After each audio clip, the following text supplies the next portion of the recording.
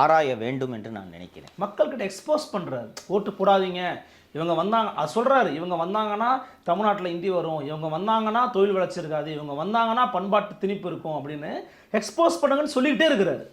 சொல்லிட்டு இருக்காரு.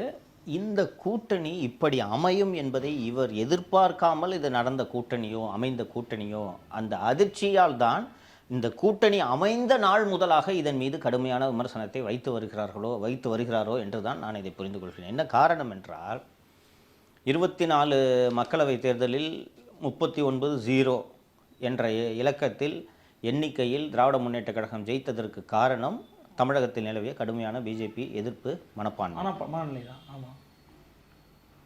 அப்படி இருக்கையில் பாரதிய ஜனதா கட்சியோடு அண்ணா திராவிட முன்னேற்ற கழகம் கூட்டணி வைத்ததை பார்க்கும் பொழுது நீங்கள் உள்ளபடியே திமுக மகிழ வேண்டும். இந்த கூட்டணி அமைந்தவுடன் ஸ்டாலின் தரப்பிலிருந்து வந்திருக்க வேண்டிய அறிவிப்பு என்னவென்றால், நாங்கள் கஷ்டப்பட்டு 26 ஜெயிக்கணும்னு நினச்சிட்டு இருந்தோம், ஆனால் எங்களது வேலையை அதிமுக எளிதாக்கிவிட்டது.